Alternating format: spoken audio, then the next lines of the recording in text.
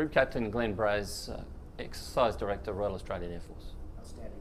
Cope North gives us the opportunity to exercise the capabilities across a few key areas for the major participants. What that does is that sets a core of capability that we can then expand into the full spectrum of operations if and when that is required. Cope North is about building partnerships across the region. The key players that we've got here, as well as the expanding observer base, gives us ample opportunity to build connections with people and establish routines and practices and techniques to conduct effective operations when we need to do so. What we are doing, the importance of training together, we see it real time on operations day in, day out, is that when you know people, we have trust and we have relationships. That is the fundamental input for successful operations. It's about our most important asset, and that's people. What we do here is we generate connections with people. We understand each other, we trust each other. Cope North lets us do that, and it lets us take that forward into operations when we need to.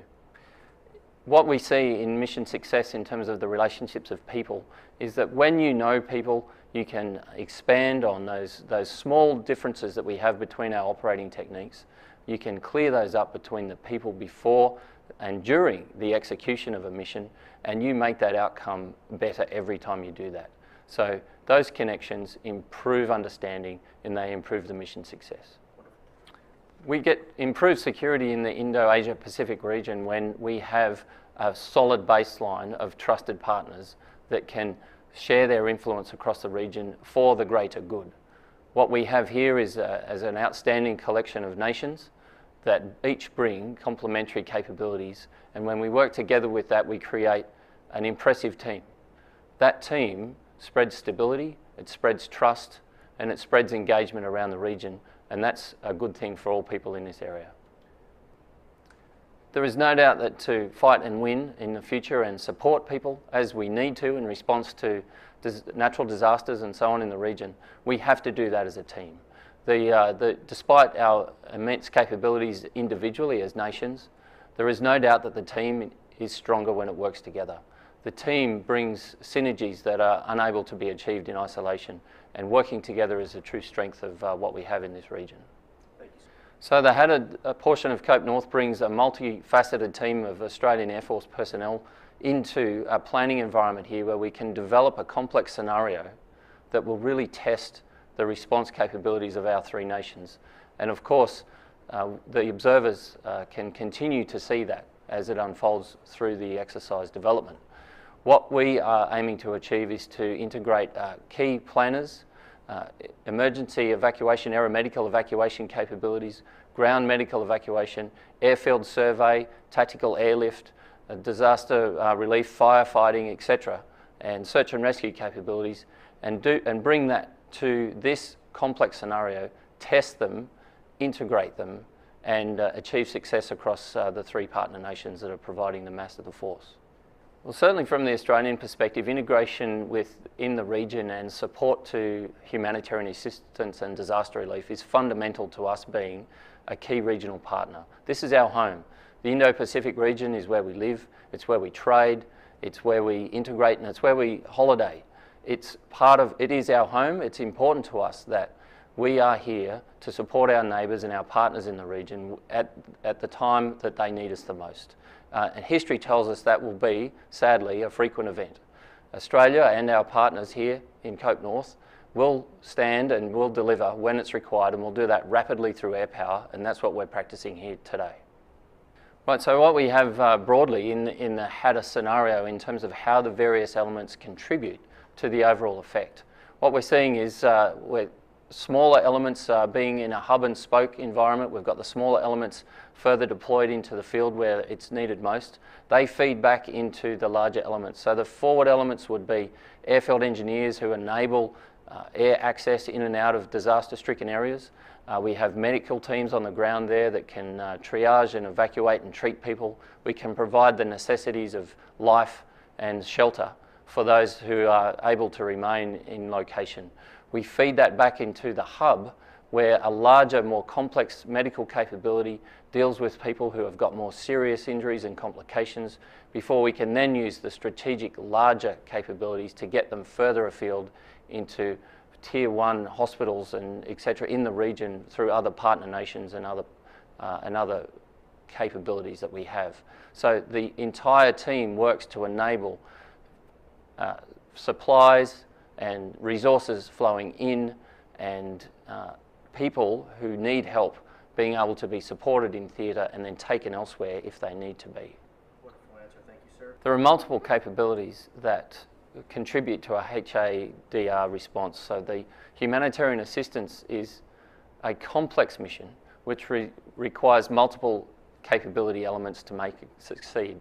The first thing we need to do is to be able to get into these areas and stabilise an air point of entry. Air power is ideal for getting in quickly and can bring a great deal of material to bear and support to bear very quickly. The first step is using our airfield engineering and airfield clearance capabilities to establish that air point of entry. Once we get that, we've got tactical medical teams who can come in and treat the wounded, support and stabilise life for those who remain, and take and prepare those injured people to be removed further back. To get them out, we need the tactical airlift capability that comes in and out to continue to ferry the sick and wounded people to help further afield away from the disaster-stricken areas. Further afield in the centre of the hub and further around the theatre, we'll have more advanced medical capabilities and logistics capabilities that can treat the wounded and stand up the huge amount of material and resources that's needed to safely and commence the recovery operation and begin to rebuild and preserve life in the regions that are hurt by natural disasters. Coming to exercises like COPE North, we have the opportunity to integrate with other forces and we see how they do business. From the Royal Australian Air Force point of view, COPE North offers an opportunity to see how other people do things, learn and adjust and adapt our own operations to do two things. First of all, improve our own organic capability, and secondly, to improve our teamwork so that whenever we do this, as we always do, it's a multinational response. We can mesh the gears of humanitarian assistance together better, we can do it more quickly, and that saves lives on the ground. That's what we're here to do, and we practice that today, and it shows when we respond real time.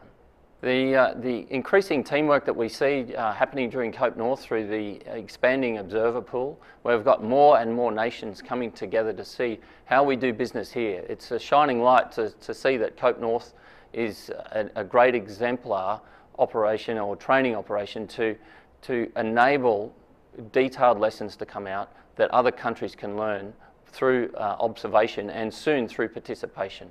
What we see is the lessons and the standards that we set here as the centre of gravity in the region with the key partners. The other nations can join into that centre of gravity and combine in a synergistic way to make the ultimate response better when it's needed. What we have across the Pacific is a huge range of space and time and a vast number of people. It's really important that those synergistic, the teamwork comes together effectively, because no one nation can cover the time and space and the people that we have in this region. It's a hugely large, diverse region.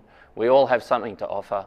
We all need to be ready to contribute. So the more people that take part in COPE North today, the more able we'll be able to respond regardless of where the crisis hits on the day, and we'll be doing a better job with more people when we can. The interest in HADA capabilities across the observer nations and the partner nations is critical to building an ongoing capability in as many nations in the region as we can. Absolutely, in the Indo-Pacific region, it's a vast area, huge numbers of people involved, and disaster can strike in any location.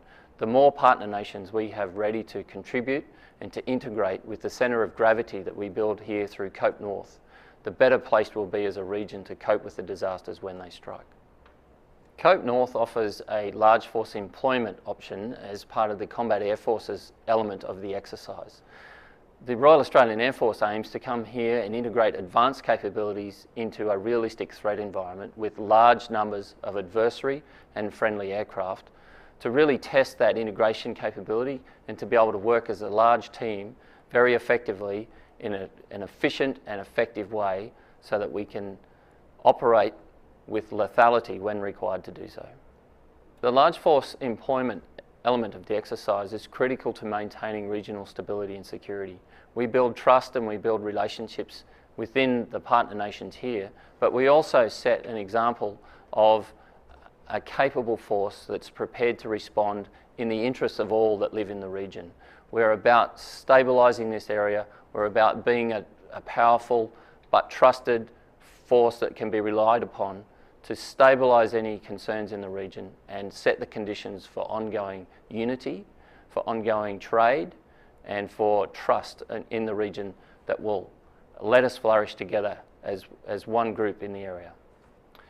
The partnerships and alliances amongst the nations that are involved in Cope North are absolutely critical to the area. We've seen long-standing military relationships between the partner nations, where we continue to expand those today. What we have is a group of nations that each bring advanced capabilities, and when we work together, we always enhance those capabilities for the greater good. We each have our strengths and weaknesses. We each contribute somewhat unique capabilities to the fight. Together, they're an amazing force that's difficult to stand up to. The experience of operating a fighter jet in a large force package is an outstanding experience. It's what we train to do.